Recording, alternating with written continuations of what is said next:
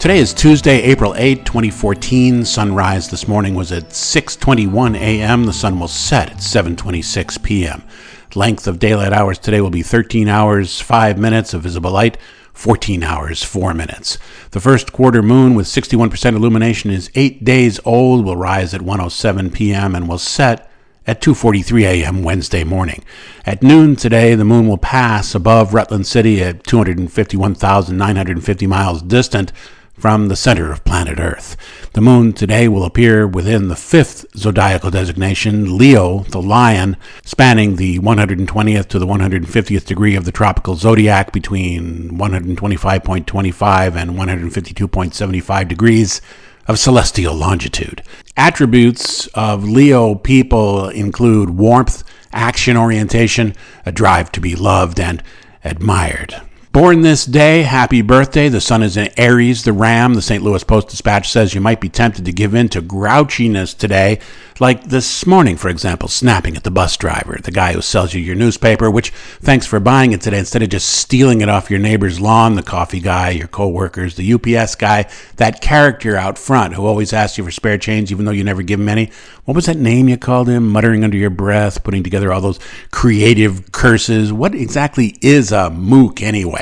Think about it. Keep it up like this, you're going to just stroke right out before you're 40, which is any minute now. High tides today, Tuesday, April 8, 2014, at Vancouver, British Columbia, are expected at 2:08 a.m., rising to 13.6 feet, and 12:49 p.m., a height of 10.8 feet. Low tides today at Vancouver will be at 8:45 a.m. and 7:33 p.m., falling to 9.6 feet and 6.1 feet. Thank you, and have a nice day. Under mostly cloudy skies with a ceiling of 2,200 feet and overcast at 2,700 feet in downtown Rutland, today's high temperature is expected to reach 59 degrees on the Fahrenheit scale, nearly the same as yesterday, with south winds 10 to 20 miles per hour. It'll be cloudy this morning with a 60% chance of rain this afternoon, partly cloudy tonight after midnight with an overnight low of 34 degrees with west winds 10 to 20 miles per hour. I met a poet from another state, a zealot full of fluid inspiration, who in the name of fluid inspiration, but in the best style of bad salesmanship,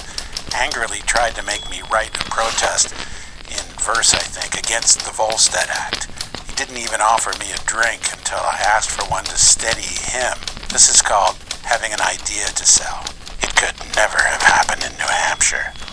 Robert Frost. Many woolly mammoths from the North Sea had an extra rib attached to their seventh vertebra, a sign that they were suffering from inbreeding and harsh conditions during pregnancy, researchers report. This may have contributed to their eventual extinction, say the scientists who looked at fossil samples that date to the late Pleistocene age, which ended about 12,000 years ago.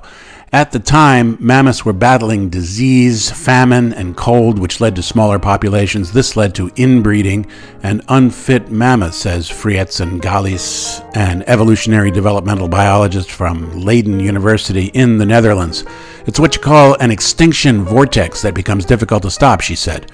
Woolly mammoths died out 12,000 to 10,000 years ago when forbs, a flowery plant cover, disappeared from the tundra. About 10,000 years ago, in the Arctic steppe, grasslands began to replace forbs, which animals may have relied upon as a source of protein. Advances in human hunting technique doubtless helped contribute to the extinction of the woolly mammoths. This has been today's Weather Minute. I'm Rich Alcott.